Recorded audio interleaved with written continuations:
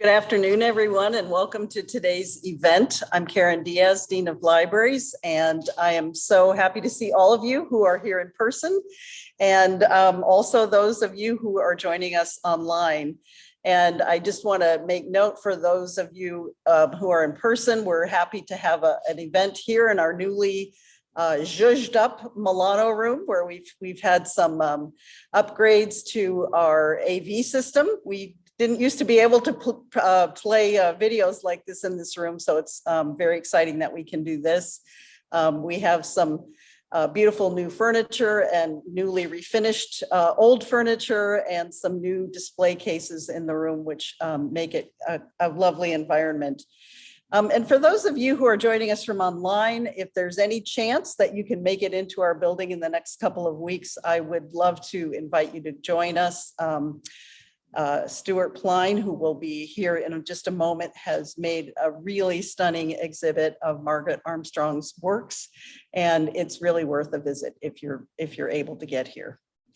And with that, I would like to turn things over to Stuart to kick us off. She is our rare books curator and print materials manager in the West Virginia and Regional History Center. And as I said, she created the exhibit and designed today's program. So Stuart. Thank you, Karen. Good afternoon, everybody. I'm Stuart Pline. I'd like to thank Dean Diaz for this welcome, and welcome to our attendees both in person and online. We're so happy to have you join us today. I do want to let you know that this is being recorded and we will take questions at the end. Well, I'm sure you've all heard the phrase, it takes a village. Well, in this case, it takes a whole library. So I want to give my thanks to many people who have helped bring this exhibit to be. Thea Brown, Paula Martinelli, and Sally Brown in the Dean's office, Lorene Wilson and Limley Mullet in the West Virginia and Regional History Center, and our interim director, Lori Hostetler, and our former director, John Cuthbert, for their support for this program. It's deeply appreciated. Today's event is a collaboration between WVU and the New York Society Library, Margaret Armstrong's own family library. This exhibition shares many of the materials used in the New York Society Library exhibit that opened on January 16th, 2020. My thanks go to Harriet Shapiro, head of exhibitions, and Barbara Beck, special collections librarian, for their invaluable encouragement and assistance throughout the planning process. And now it is my great pleasure to introduce our guest speaker today, Lowell Thing, the foremost expert on the book art of Margaret Armstrong. As so happens these days, Lowell and I met for the first time in person just last night, although we met virtually nearly 2 years ago through his Facebook group, The Book Art of Margaret Armstrong. It was Lowell who facilitated the connection between WVU and the New York Society Library, and he generously shared an advanced draft with me of his forthcoming book from Black Dome Press, Cover Treasure, The Life and Art of Margaret Armstrong. I know you will enjoy Lowell's talk on the beautiful bindings of Margaret Armstrong. Lowell.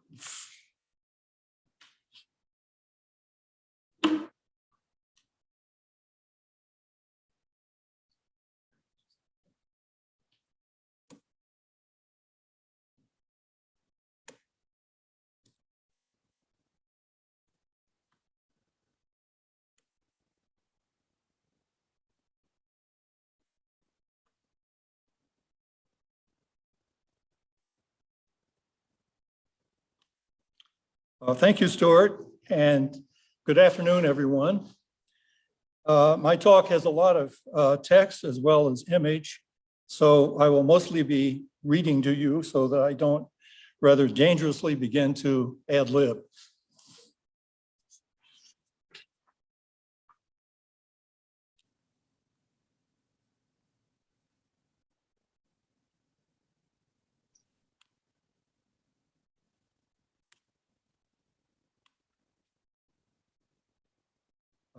Having a little problem moving the slides. So let's see.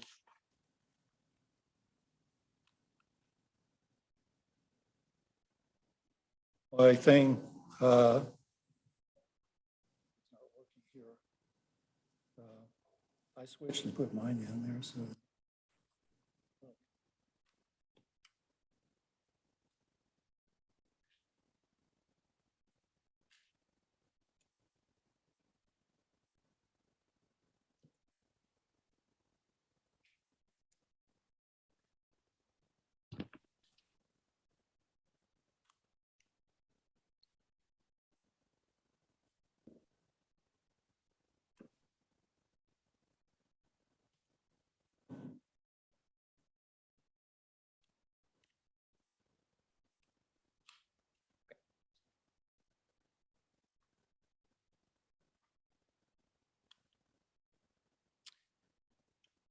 I started collecting Margaret Armstrong's book covers sometime in the late 1970s, and I'm going to give you a collector's perspective on that and show you the context of the particular art, of this particular art, and then using books from my collection, show you highlights from her career as a book cover designer.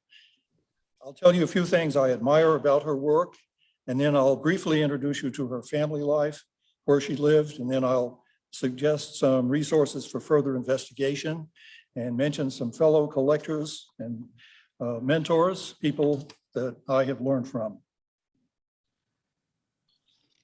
This is sort of the way I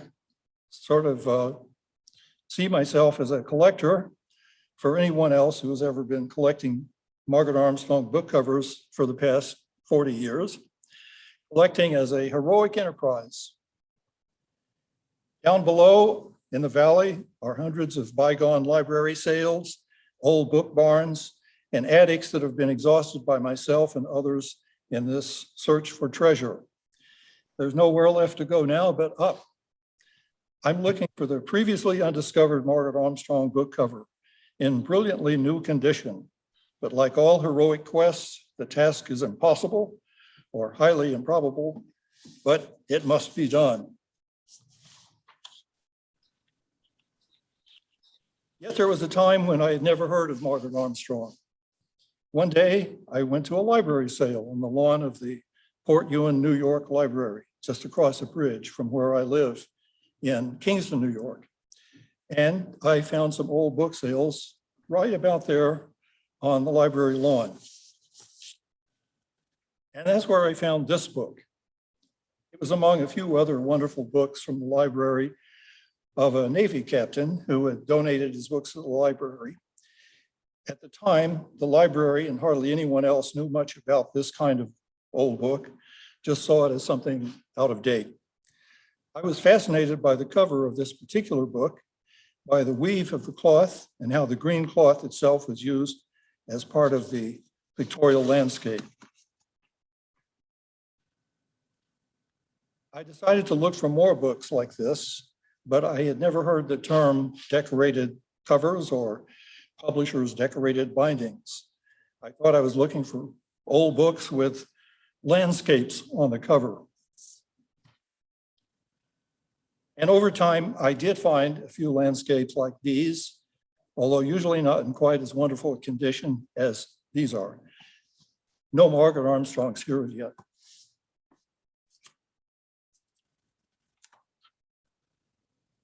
But I soon discovered that other old books had covers without landscapes, but with wonderful designs stamped into the cloth. But as nice as these covers are, there are still no Margaret Armstrongs among them. I had discovered the golden age of decorated cloth book covers. What I was discovering at the time of library sales, but sometimes in old book barns, was this golden age from the 1890 to 1915 period. The period of these beautiful covers would end as publishers turned to the color illustrated dust jacket to sell the book, partly to save the cost of the process of making the brass dies used to stamp each ink or gold foil into the book cloth. And then I noticed that some of the books had little initials or other symbols worked into the design. like the little inverted DDs on the left, or the conjoined A and M in the middle, and the McC on the one on the right. I learned that the DD meant decorative designers, the AM was Alice C. Morris, and the McC was Griselda McClure. Well, how and where did I learn who these designers were? This was well before the internet. At first, I subscribed to a publication called A.B. Bookman's Weekly, in which people bought and sold out-of-print books, and I learned of certain book dealers who specialized in books with these beautiful covers, although there were actually very few. There was a store in Minneapolis who issued the catalog in the middle.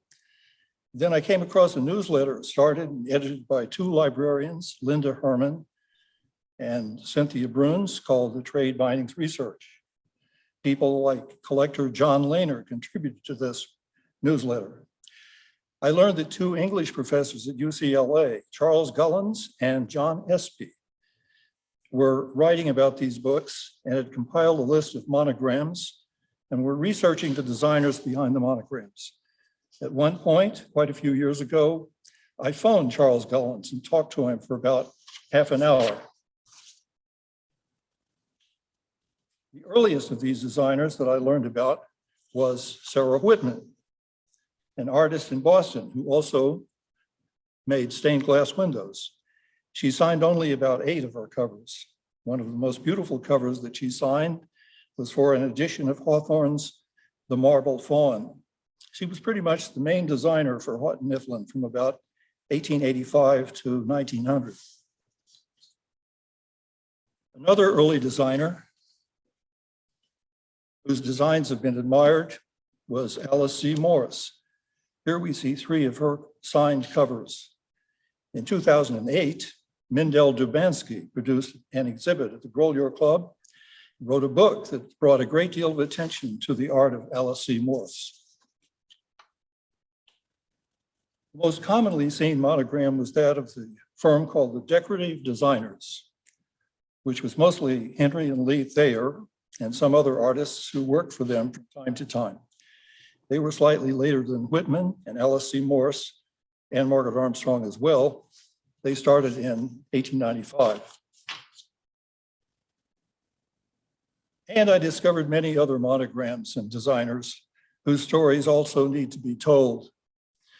Other than Will Bradley, who is better known for his posters, Mindel Dubansky's book about Alice C. Morse, the only other designer that has been addressed with a book all their own, is Richard Minsky's book on Thomas Watson Ball. And at the same time, I was seeing all the covers I've shown you. At the same time I was seeing all these covers, I'd begun to see the covers of Margaret Armstrong. I don't recall my first Margaret Armstrong cover, but it was likely one of the blue cloth books by Henry Van Dyke, such as The Days Off, which is shown here.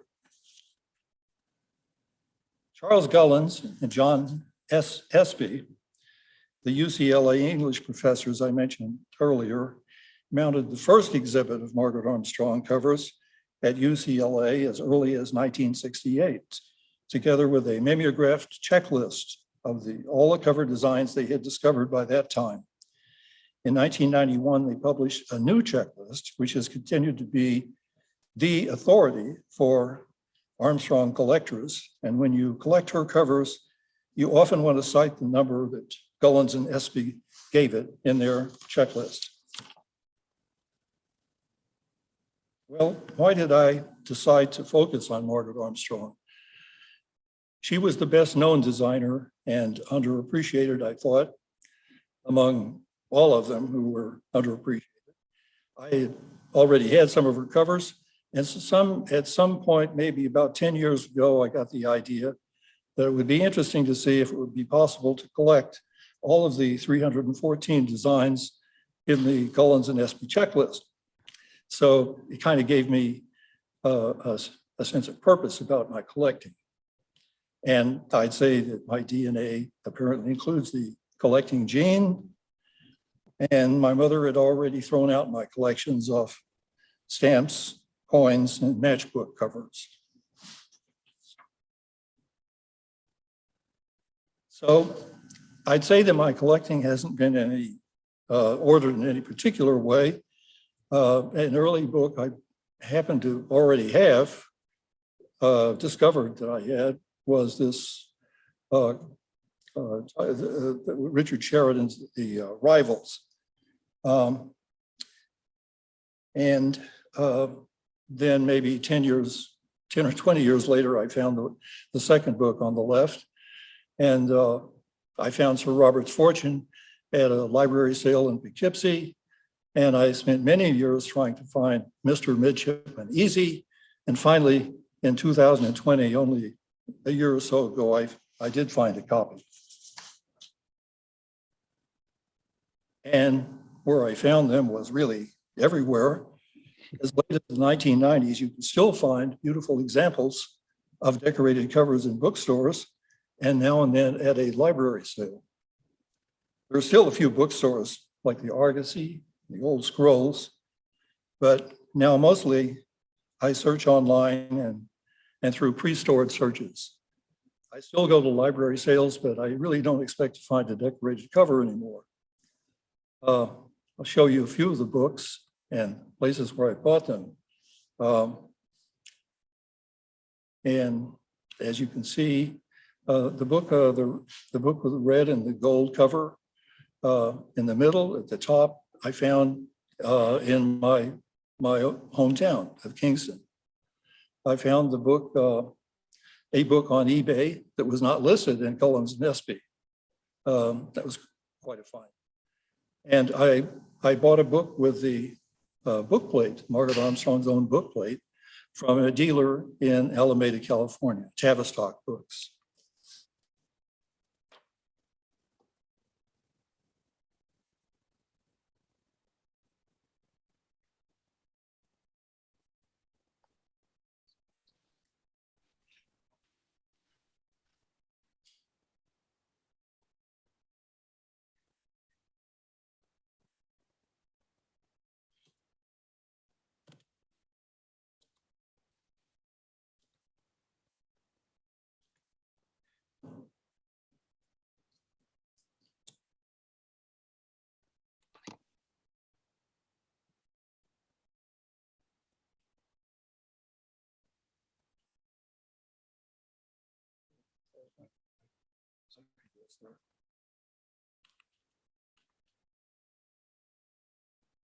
We had a screen sharing problem, and hopefully that's now taken care of.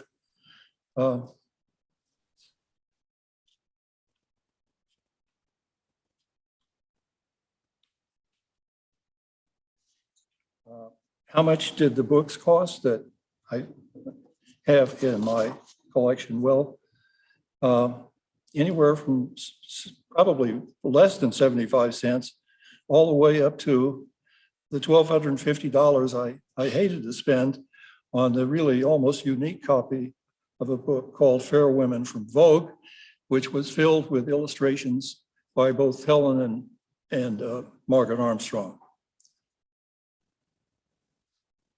Just a few thoughts on collecting Margaret Armstrong.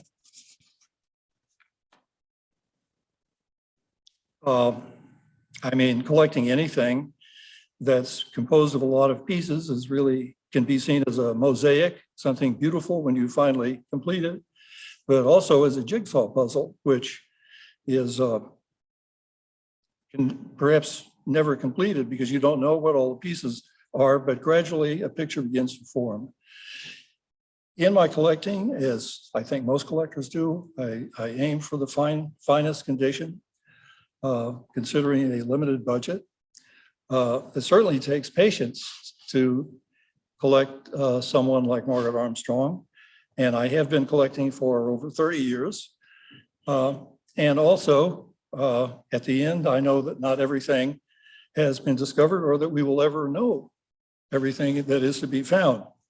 So it's sort of something that can be completed in a sense of finding all of the designs that we know about, but incomplete in the sense that we will never know everything.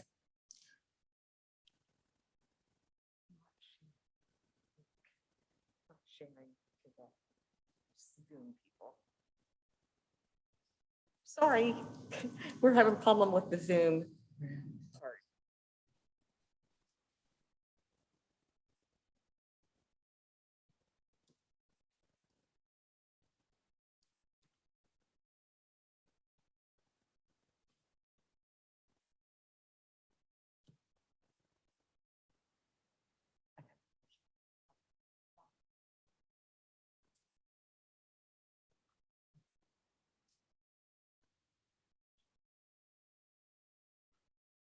Okay, hopefully everyone is able to see the screen now. And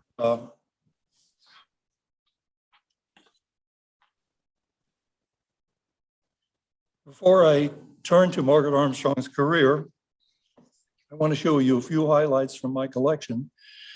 All of the copies that I show you in this presentation are from my collection, except for one image that I borrowed from John Lehner. The one here, Wanted a Matchmaker, which is a romantic novel with a Christmas background, was published for the Christmas market of 1900. I love the absolute whiteness of the cloth in this one. And I found it through a pre-stored search on ABE Books, as I recall. And another favorite is well,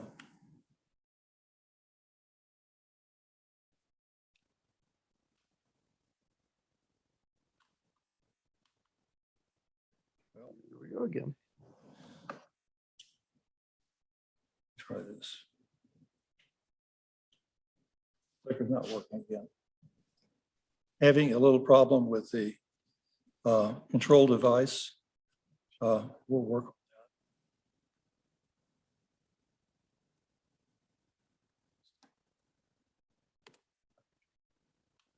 Okay. There we go. So one of Margaret Armstrong's greatest achievements was this 1902 edition from Putnam of Elizabeth Barrett Browning's Sonnets from the Portuguese. This version of it, which Gullins and Espy mentioned but had never seen, is in a satin brocade cloth in the original box. It may have come with a glassine jacket, I'm not sure. I like how the brocaded cloth competes with the gold cover design and how the book sort of lights up differently at different angles. And the third of my favorites that I'll show you here is Margaret's own copy of a book called What is Art? It's a complimentary copy from the publisher Scribner with her signature and also with her own bookplate that she designed 10 years later after she did this design in 1903. And I also have a copy of a book that Margaret designed the cover for with her sister Helen's bookplate. Apparently they designed their bookplates together at the same time. How big is a Margaret Armstrong collection? Well, mine is really now about 550 books with including a lot of design variations. And I haven't updated this foil, that's why it says 520. It includes 306 of the 314 designs listed in Gullins and Espy. Probably never find the remaining 8. It includes 51 dust jackets, a number of limited editions, and at any given time, there would be 35 covers that cannot be found for sale online in any condition. That's why it takes so long to form a large collection of a particular designer. Some unusual facts about the collection. Scribner was her biggest patron. She designed 45 of her covers for them. She designed for 22 different publishers over her career. About a third of her books show signs of ownership. 15% were gifts to someone. About 7.5% have book plates. And there are 18 different bookstore labels that are evident. So how are these decorated covers actually done? How is the stamping done? Well, the artist made preliminary drawings and would show the publisher several sketches, and one would be chosen. And then the artist would prepare a mock-up for the binder that specified or actually used the desired book cloth. In the only interview we have with her, Margaret Armstrong said that the design had to be capable of being easily reproduced. She also said that I send a colored design that looks exactly as I want the book to look when published. The binder would then transfer the mock-up design to a series of dies or stamps, usually of brass, either through hand engraving or perhaps by the 1890 period using photo engraving. A brass die or stamp would have to be made for each ink or color or gold foil that was in the mock-up. The brass die would be mounted in a, now here's a picture of an actual sketch for a cover that we have from Alice C. Morris, made with gouache on brown paper. The brass die would be mounted in a heavy machine that could be adapted for cover stamping, probably what was called a Colt's Armory press, or a version of something called a universal press. Ink or gold foil would be supplied for the machine, and the piece of cardboard-backed cloth would be stamped manually or later automatically. A binding or cover with multiple covers would require multiple stampings. And the cloth binding would then be attached to the text block by gluing it to the outer pages of the text block. So using the books from my collection, let's look at Margaret Armstrong's career, which I've divided into 3 periods, first of which I call studying the possibilities, in which really she's rather learning her art.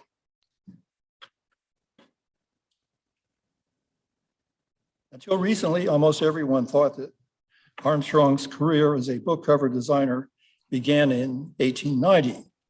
But then Mendel Dubansky remembered that when she was writing her book on Alice C. Morris, someone had interviewed Margaret Armstrong. And in that interview, Margaret mentioned that her first important covers were done in 1887, mentioning these 2 covers. This would have been a considerable accomplishment. She was 19 years old when these books were published. It seems likely that she designed other covers between 1887 and 1890, but meanwhile, we know that beginning in 1890, she did these covers, a series of books for a juvenile audience for the Chicago publisher McClurg.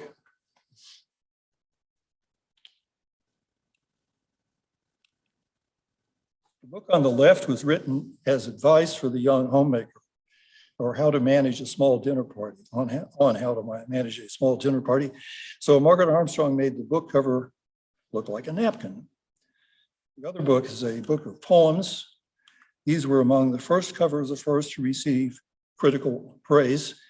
They were exhibited at the Chicago Columbian Exposition in 1893, and later cited as part of an exhibit at the Grolier Club in 1894.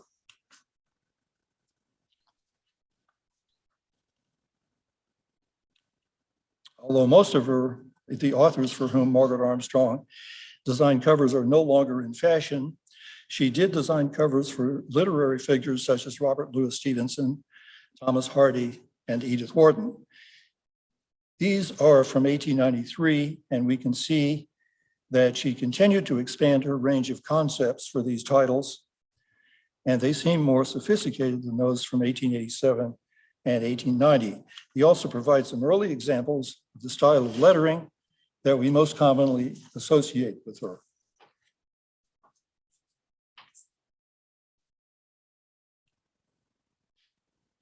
These covers from 1894 all follow a pattern of having a dark decoration overlaid with a gold decoration.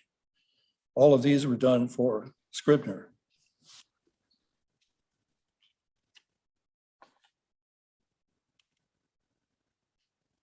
But this was also done in 1894. One of my favorite of her designs, with a cloth that looks appropriately homespun.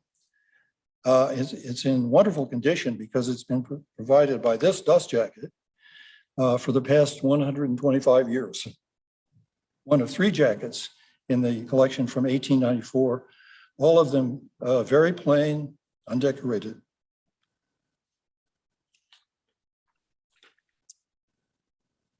In terms of the number of people her covers reached, the big high point in 1894 was Trilby, the story that you may already know of a young artist model who was hypnotized by Svengali into so believing that she had a great opera voice that she actually did. The story ended unhappily, but not for its author.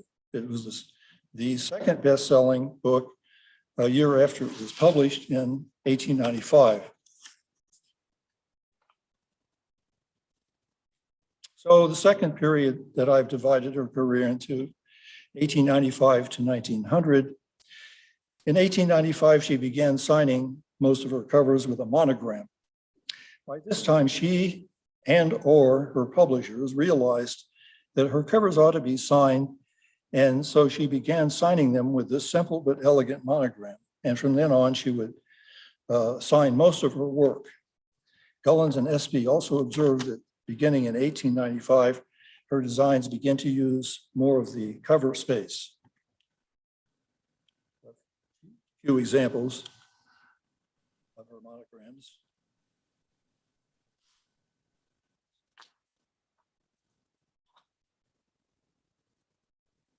A necessary challenge in any cover design is to create an image that incorporates a book title and possibly other lettering.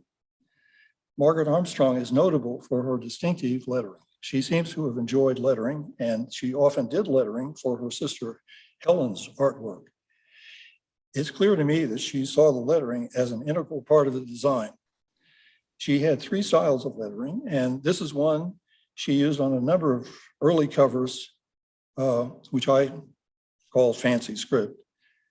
Others may also have used this kind of fancy lettering, but she did it with her own particular flair. And then she more or less invented, at least I haven't found any close precedents, a somewhat eccentric old-fashioned lettering. One characteristic of which is what I call the backwards fleeing A. Here are some good examples. A close-up example in the Rivals. You'll see what I call the backwards fleeing A that looks like it's running away in the wrong direction.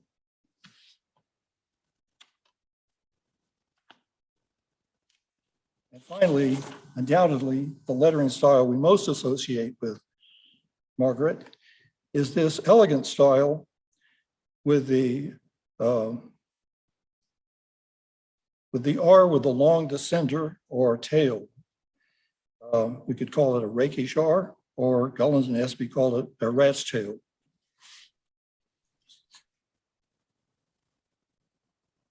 She began to use this elegant style as early as 1892 and continued using some form throughout the rest of her career. Gullins and Espy observed that her R's tended to change after about 1910, when the R descender comes down from the curve instead of where the bowl meets the vertical. One could easily do a paper on Margaret Armstrong's R's and write about how they vary to fit spatial limitation as well as other design challenges.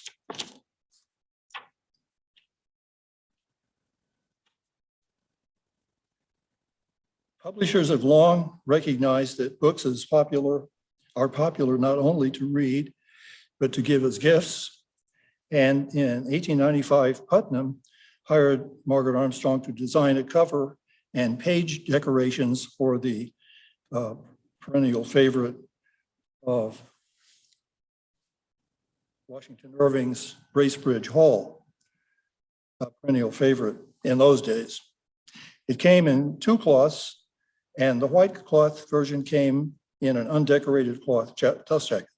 Today, this is one of the easiest and most attractive of her designs to collect. Bracebridge Hall must have been a success because the publisher hired her to design another Irving title in 1897, a nonfiction book about a fur trapping post in the Northwest. On the cover are alternating feathers and arrowheads. The photo shows volume 1 standing on volume 2 in its cloth dust jacket. And again in 1898, she reused the same spine design from Astoria, but designed a new cover inspired by the petrographs associated with the Rocky Mountains. The additional images show how a cover like this can look in different light. This is the same cover shot from different angles.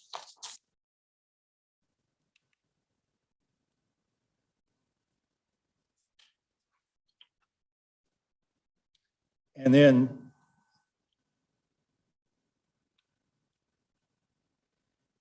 this great set in 1899, also from Putnam. It came in 2 different sets, probably in a box.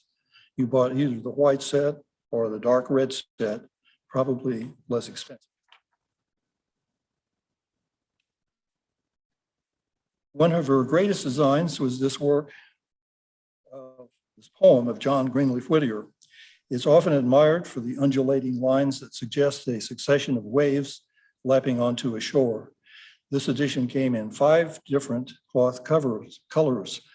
A lighter green is not shown here. The crabs at the very bottom are embossed. How to Know the Ferns is one of a number of covers that she did for botanical titles, perhaps prefiguring her own later interest in botanical drawing. And here we see that by this time, she's comfortable enough with her talent to use the entire cover as a canvas. It came in 2 cloths and was reprinted in 1927 with a dust jacket that made use of her original fern fronds.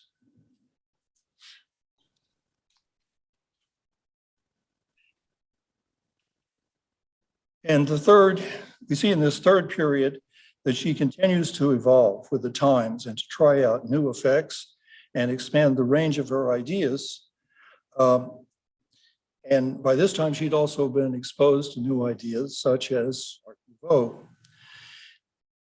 In this period, she would create the designs that clearly ensure that we could say that copies of her art entered homes and libraries in the number of millions. And then beginning in about 1906, although she would continue to create some of her greatest covers, the number of designs she would do each year would diminish as publishers began to migrate to the color illustrated dust jackets.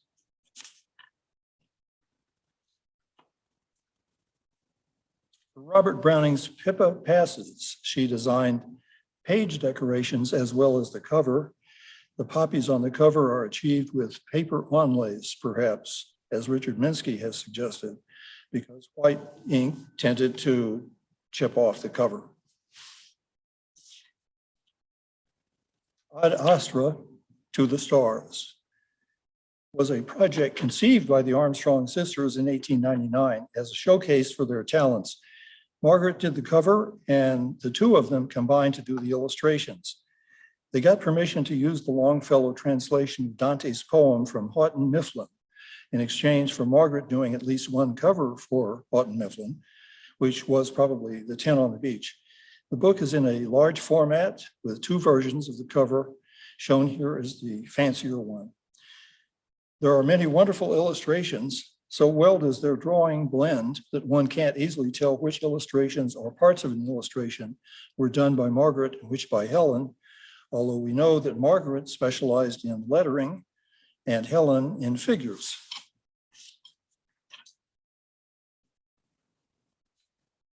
Another of my favorite designs, and it would be absolutely spectacular in its original white cloth version. My copies of these 2 volumes are a bit soiled. I love the way the sword splits the title lettering. The version in gold on red leatherette is not mentioned by Gullens and Espy. It's always exciting to find something that Gollins and Espy happen not to be aware of.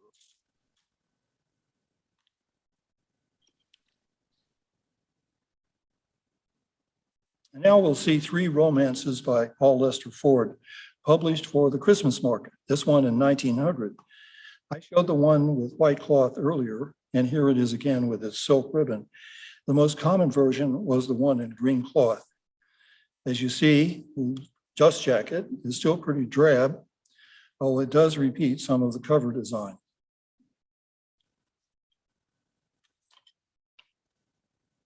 This is the title page and one of the 4-page decorations that were repeated throughout the book.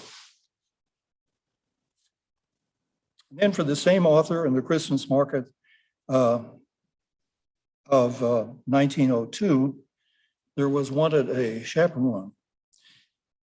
This one came in 3 different cloth and ink combinations, the green cloth version being the one most easily found.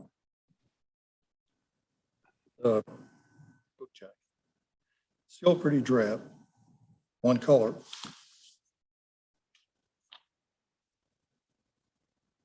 And the title and one of the 4-page decorations that repeat throughout. Here's the third in this sequence, all different stories, all equally charming in a silly way. The dark green cloth version often shows up in any book fair. The other 2 versions are less common. Our copy shown here of the white cloth version was published by Cop Clark in Toronto for the Canadian public. The dust jacket uses an illustration by Harrison Fisher as decoration, an early indication that the book cover designer would soon be replaced by the illustrator.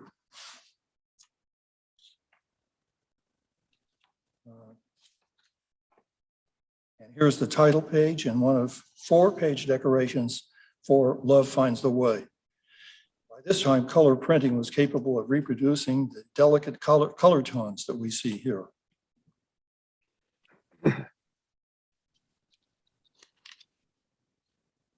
The cover that Margaret did for Sonnets from the Portuguese came in at least 6 different versions, including the gold on a white satin brocade that we saw earlier.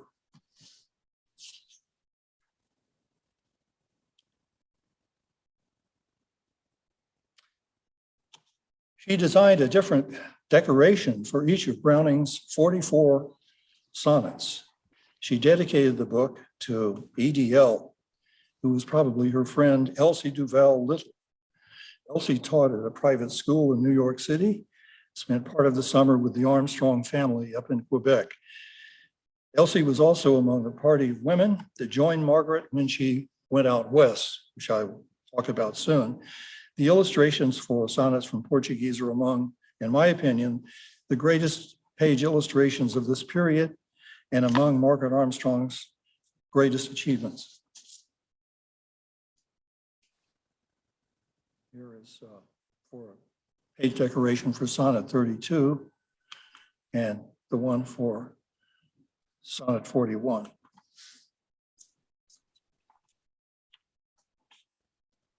Another poetry gift book was for Robert Browning's The Last Ride Together, which came in these various cloths and inks, including the one in white paper vellum, the limited edition.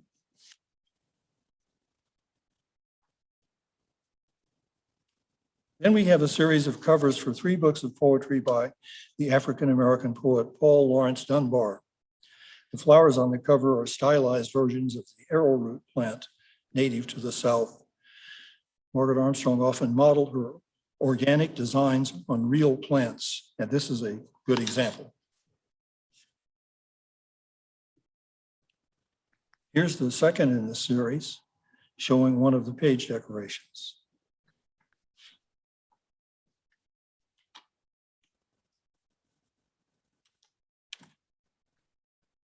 And go back. That's the second in the series, and this is the third in the series.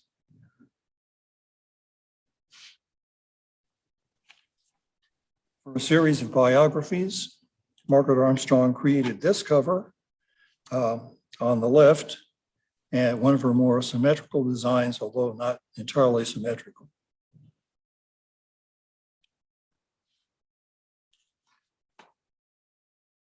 Many people know Margaret Armstrong through one or more of her covers for Myrtle Reed, an enormously popular author in her day, for whom Margaret did 14 covers over a period of 14 years, the last in 1913. The very first one was in a light gray cloth, but lavender became the predominant color for the series.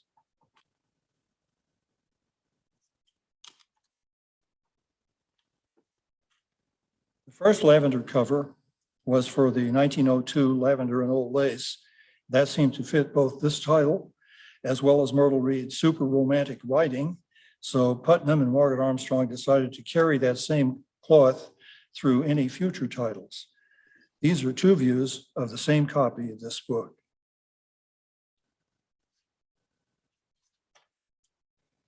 The Masters Violin in 1904 came in a dust jacket, and both jacket and book came in the slipcase shown here, minus the jacket, that repeated an outline of the cloth cover design. Eventually, all of the earlier books were reprinted. When reprinted, were furnished with this kind of slipcase. Here are the covers from 1908, 1909,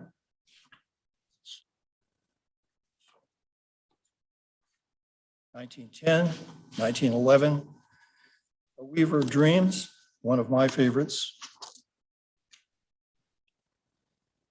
The White Shield, 1912, reminds me that Margaret Armstrong worked in a studio full of drawings that were being made by her sister Helen for stained glass windows that her father, Maitland Armstrong, was making. And I see the frame on this cover is very much part of such a window. The lilies remind me of the only stained glass window attributed to Margaret.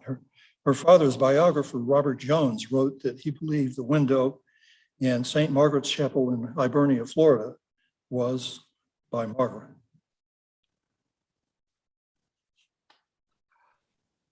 All of the Myrtle Reed books were also published in suede, blind stamped, and in gold, and also in red leatherette stamped in gold. These came in a box. Meanwhile, over about the same years that Margaret was designing the Myrtle Reed books, she was doing another series for another popular writer of the day, Henry Van Dyke, which one of the first was The Blue Flower. You can still find beautiful copies of this book in out-of-print bookstores. This cover has always fascinated me because it seems to be jumping up and down. It seems to be moving while standing still.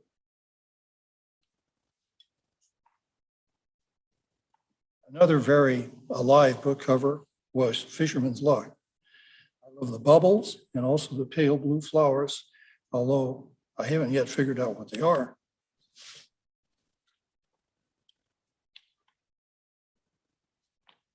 I see this one, it's the same book, as another of her stained glass windows, stained glass covers. This is the same copy with a photo on the left highlighting the white and the gold. The photo on the right allows us to see better that the petals on the sides are alternating aqua and pale blue, which the brighter photo doesn't show as well. Out of Doors in the Holy Land, 1908, is another cover with that stained glass look. The shards of color are the stained glass pieces. The book cloth itself provides the iron that holds the shards of color in place. After she was no longer designing book covers, Scribner some years later called her back for a few more. This was done in 1926. It appears that she had not lost her touch. Among her a number of things I noticed putting the stock together is how clever she was in managing how to work the title lettering into a design. It was a problem she would always be able to solve, often very inventively. For the publisher Crowell, Margaret Armstrong created another design pattern that she followed over several years for 5 titles by Henry Thoreau. For Cape Cod, her cover made a very effective use of alternating bright and matte gold.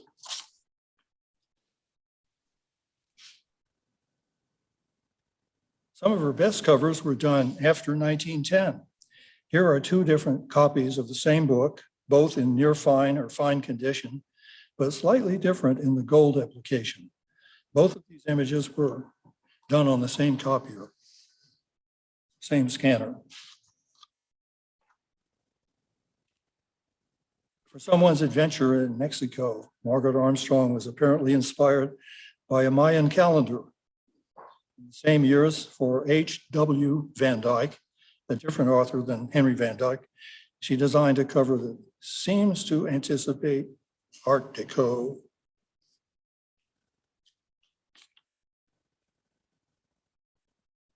In the summer of 1909, a year in which she designed only 5 book covers because decorated cloth covers were increasingly being replaced by illustrated dust jackets, Margaret Armstrong went out west with a group of friends. She discovered flowers that she'd probably never seen before and found that there was no useful guidebook for them. So she persuaded the publisher George Putnam to have her work together with a professor of botany to develop such a book. She made successful trips during 1912 through 1914, covering a number of Western states, exploring and drawing the wildflowers that she found. The botany professor, meanwhile, became ill, so she wrote the descriptive text too. The result was the field book of Western wildflowers that was published in 1915. It went through many printings and in fact is still in print, although without the beautiful illustrations that you see here. The notebook with her original drawings has been donated by family members to the Metropolitan Museum of Art, where the drawings are currently on display.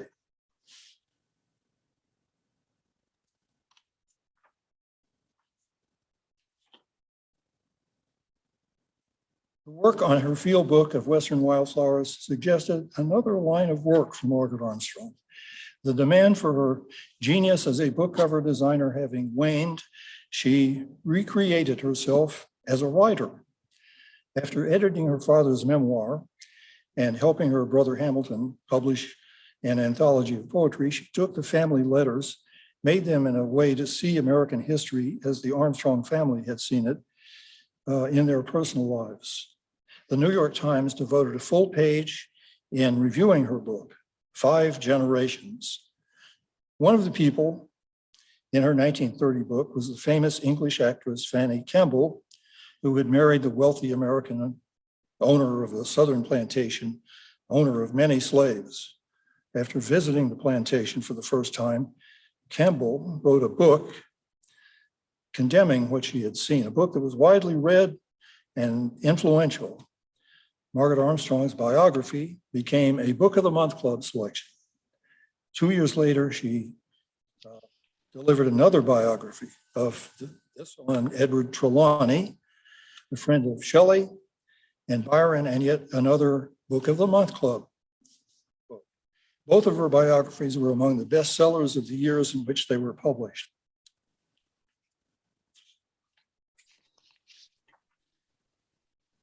As early as 1932, she'd been trying to write a mystery, and in 1940, she succeeded in getting one published by Random House. 2 more followed. When she died in 1944, the obituary writer for the New York Times described her as the author of best-selling biographies and mysteries, only vaguely knew that at some point she had done some magazine illustrations. So for the time being, her fame as a great book cover designer was temporarily lost, along with the entire golden age of the decorated cloth book cover.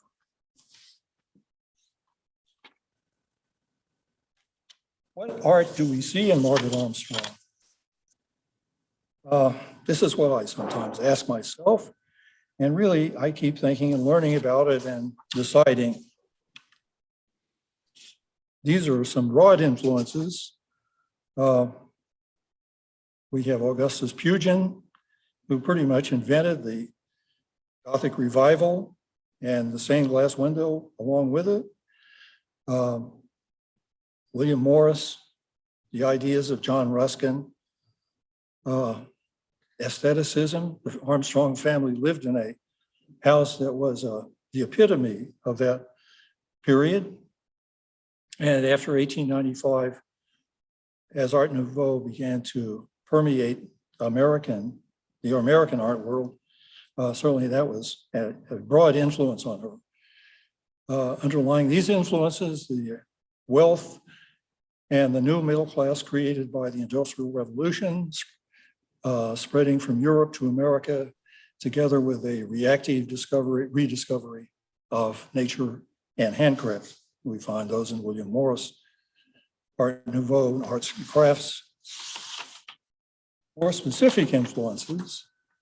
Her grandmother, Sarah Ward Armstrong, was an accomplished botanical artist. Her father was an artist and specialized in stained glass windows. She lived across the street from the 10th Street Studio building. Her father was friends with John Lafarge, Elihu Vader, Augusta San Godens, Candace Wheeler, Louis Tiffany, Stanford White, all of them suggesting a world in which she might find a place. Illustrations from Walter Crane's toy books decorated the nursery, and his strongly outlined style of drawing was a clear influence on both Margaret and Helen. They shared the same studio. They influenced each other.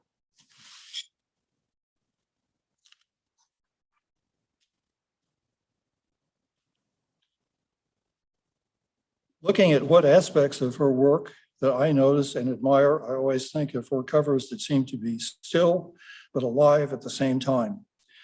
Romantic in a satisfying classical way, contained or restrained dynamism, partly because usually organic, unrestrained, partly because intrinsically organized, but always moving within a contained space.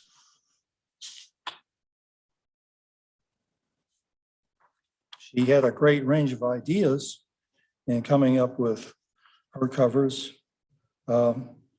French wallpaper on the Fortunes of Fifi, the formal garden entrance, theatrical stage, checkerboard of objects, among many, many other ideas.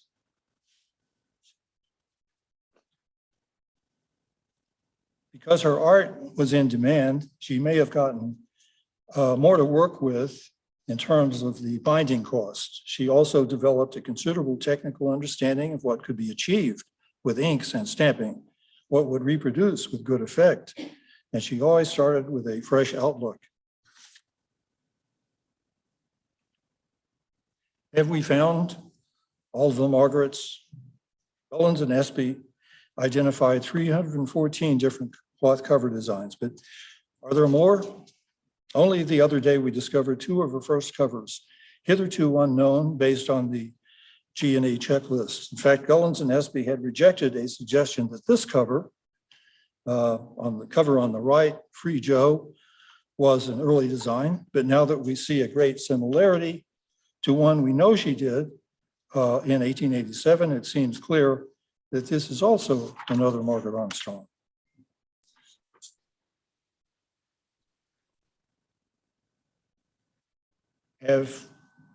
These are three designs. Only one of them is in Gullins and Espy, and yet there's certain similarities, particularly in the lettering.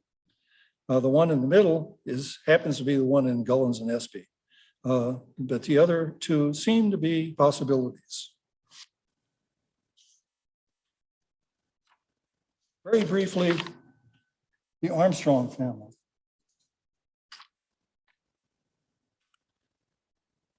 Margaret Armstrong and her sisters and brothers were direct descendants of Peter Stuyvesant on her mother's side of the family. On her paternal grandmother's side, she was also related to the family you see in the middle, wealthy and prominent people from South Carolina and slaveholders. Her great uncle on her mother's side was Hamilton Fish, who served as governor of New York, later Secretary of State under Lincoln. Margaret's father's grandfather came over during the Revolution as a British officer. Her father grew up on a Hudson River estate called Danskammer near present-day Marlborough, New York. He learned to ride, and it was a lifelong passion together with his art. He trained as a lawyer, was appointed consul to the Papal States in Rome, raised fruit trees at Danskammer, and then turned full-time to making stained glass windows, working a short time for Louis Tiffany.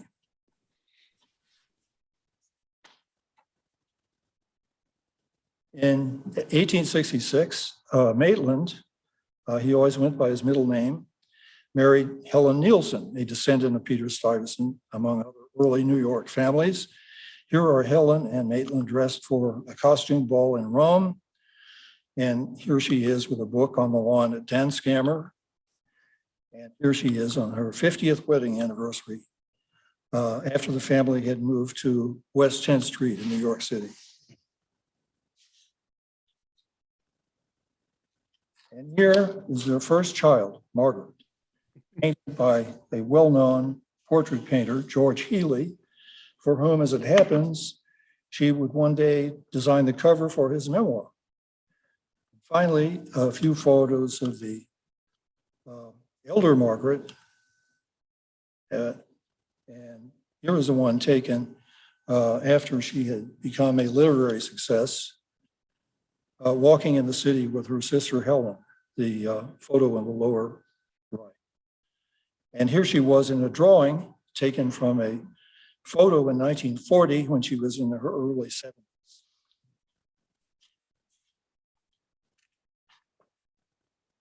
Her sister Helen was 2 years younger and was even a bit more petite than Margaret.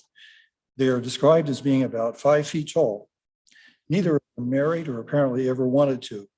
Perhaps as they grew up, there was a particular satisfaction in knowing that you could actually make a life for yourself without having to rely on finding a husband. Fortunately, both of them were able to make a living without even having to commute.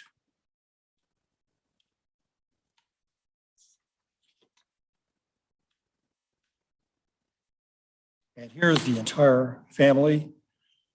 Margaret is on the lower row on the right. Helen is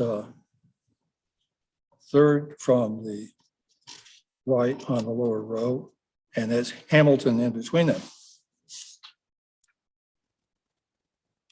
Beginning in 1900, the Armstrongs spent time in the summers in a small village in Quebec, where they bought a cottage.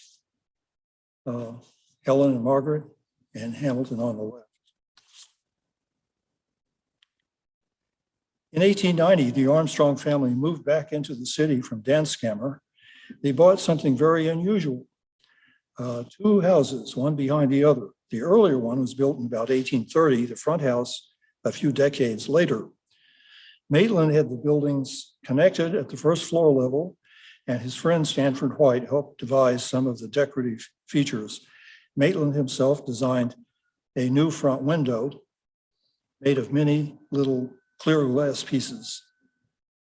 Margaret and her sister would live here for the rest of their lives into the 1940s.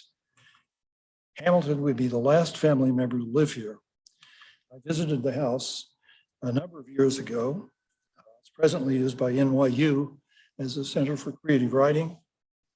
And I went back in about 3 years ago, and it's still there in pretty good shape. Pictures of the interior.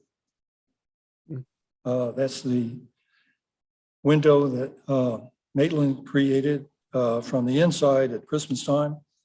That's the skylight in the room that connected the 2 buildings. There's an architectural detail, a bracket in the main living room. There's a rear window. This is the fireplace in the main room. and a detail above the fireplace, perhaps designed by Stanford White, and a picture of the same room and staircase and fireplace with Helen Maitland on her 50th wedding anniversary.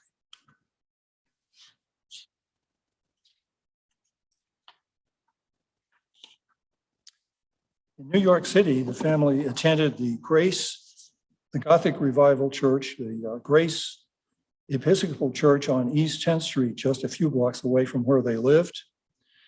Although later in life, Margaret attended the little church around the corner.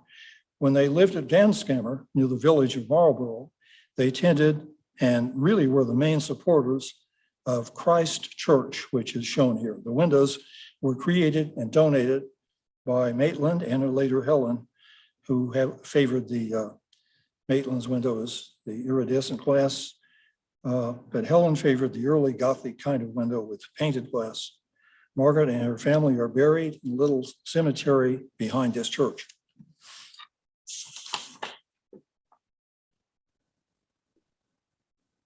Some resources, these are online.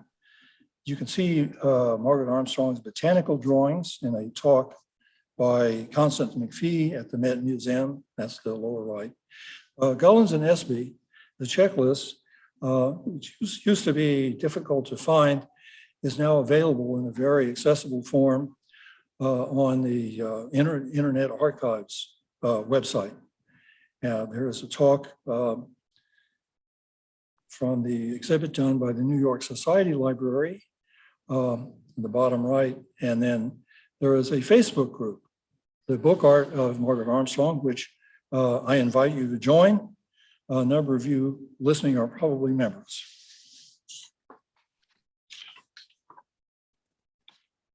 And I strongly recommend the charming memoirs of Margaret's sister Marion and the one by her brother Hamilton, each quite different, covering different phases of the Armstrong family life.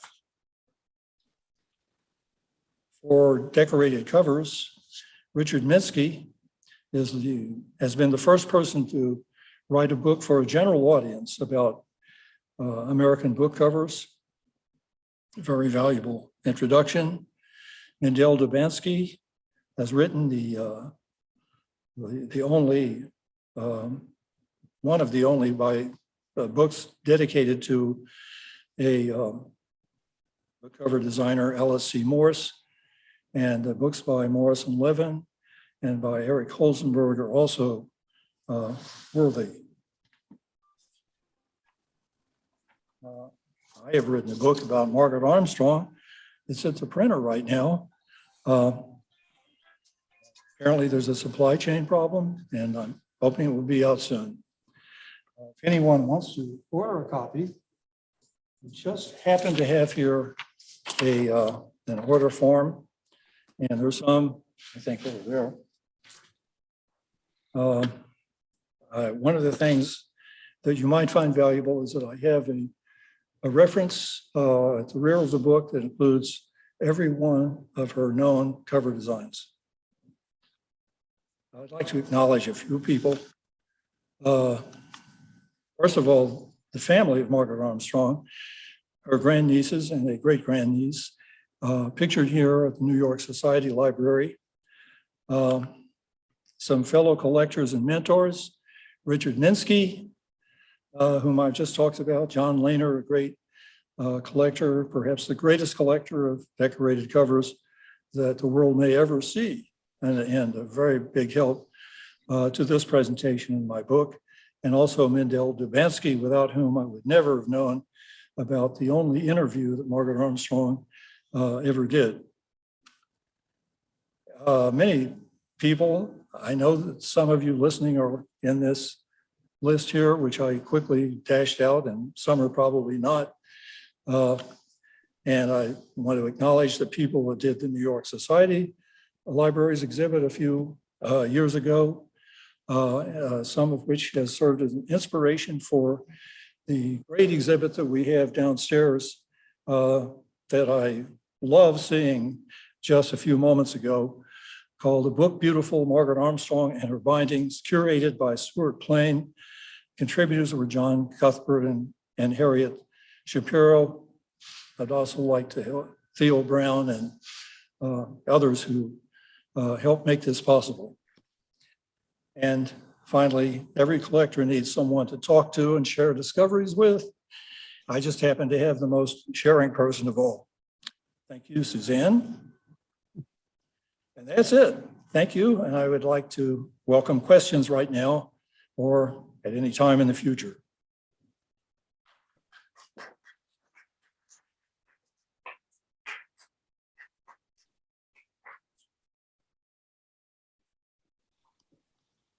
Any questions here? I have a question. This is John Lehner speaking. Is it coming across? Nothing back there, Theo? No?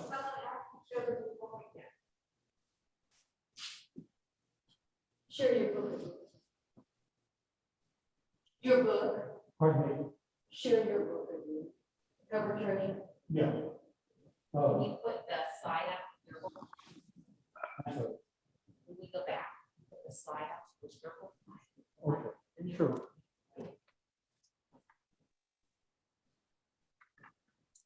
I think John had a question. Yeah, I'm trying to find my picture there. I think I'm connected now. I had a question about the 5 Thoreau titles. I only have one in real gold. Okay, for the moment, I'll give you my email address and I will.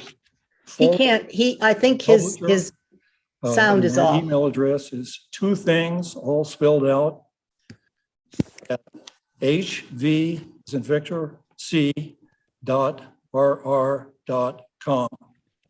And I'll be sure that the publisher of this book at Black Dome Press is in touch with you.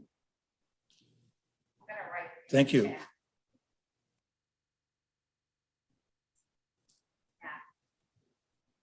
I'm gonna write it down so that they can see it. TWO. H is in, Two, not thing. that's it. Okay. 2 things. At, H, V is in Victor, C is in Charlie, dot, RR, dot, 2 R's, dot. John, can you put the question in the chat, she says? like that? Yeah, that's it. So everybody Thank can you. see that. Thank you.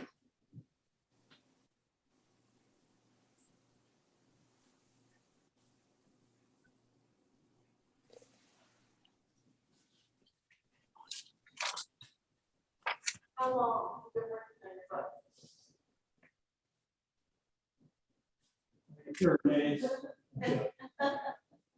How long have you been working on the book? Well, maybe.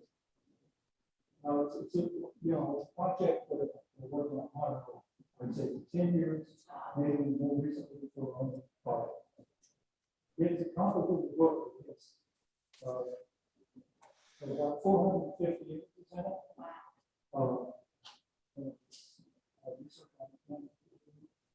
So that was a few places to do. It was fun, but it took a long time.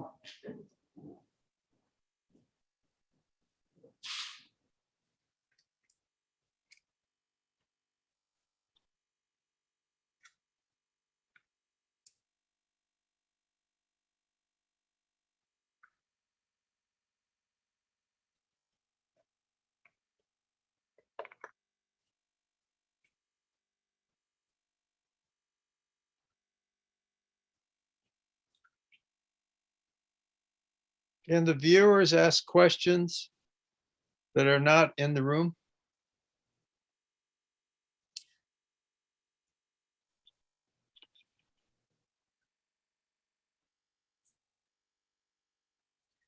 I raised my hand, but I don't know if it's being seen.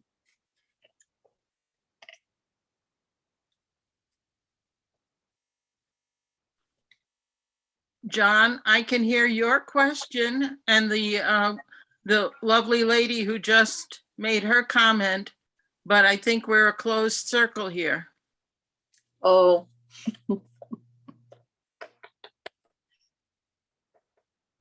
She's asked us to put the questions in the chat. okay.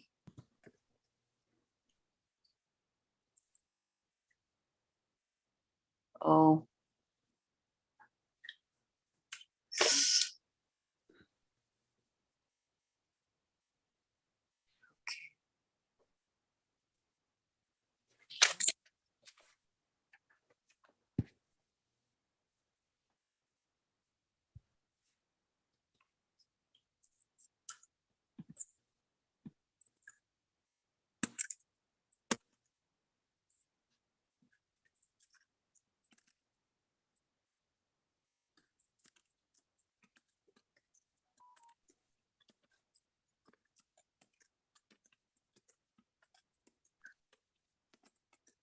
Irene, have you found chat?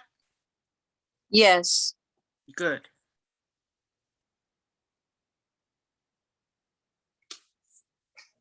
There's my question. Good.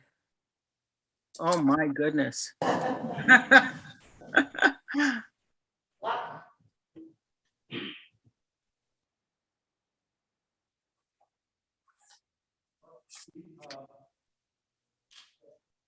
Priceless. Mhm. I live in Lowellstown, Kingston, New York.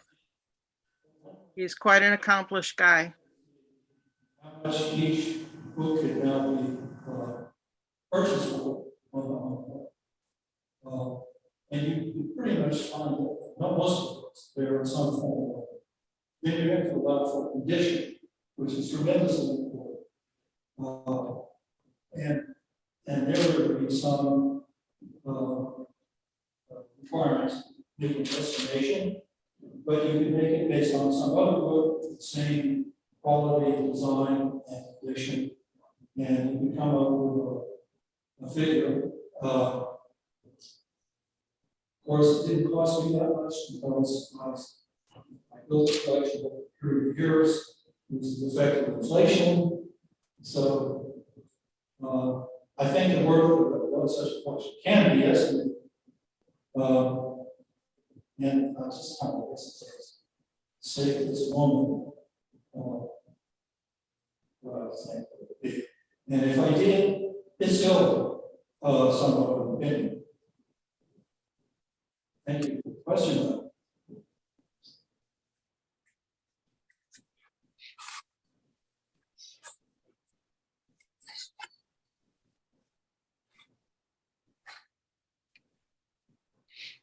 Okay, the question is for books that we think are by Margaret Armstrong, that are by Margaret Armstrong, but are not in Gullins and Espy. How can we be sure that they're by Margaret Armstrong? Well, we can't. Actually, there are books in Gullins and Espy that are really their particular attribution based upon comparisons with other known book covers that have her monogram on it. For example, if it has her monogram, you know it's by her. Or if it was published in one of the publishers' weeklies that Margaret Armstrong had designed this particular cover, we know for the fact that she did design it. Other than that, you're really making comparisons, and really that's all you do. The more comparison points you can make, I suppose, the more likely that you can say, yes, this is a Margaret Armstrong. What in my book, I have an appendix in which I try to identify the reasons why Gullins and Espy did make an attribution for each one of the titles where they're not known. And then I also have a list, a whole section of possibilities, and I leave the reader to decide whether or not those are good possibilities. I know that many people, some people in this audience are people who agree with most of these possibilities because they seem to be very convincing attributions. And it's about all I can say about that one.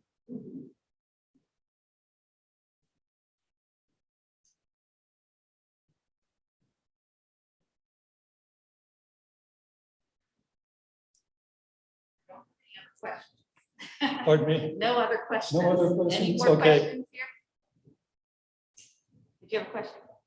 Okay, well, thank you, everybody, for coming. And I'll see you on the Facebook group, The Book Art of Margaret Armstrong.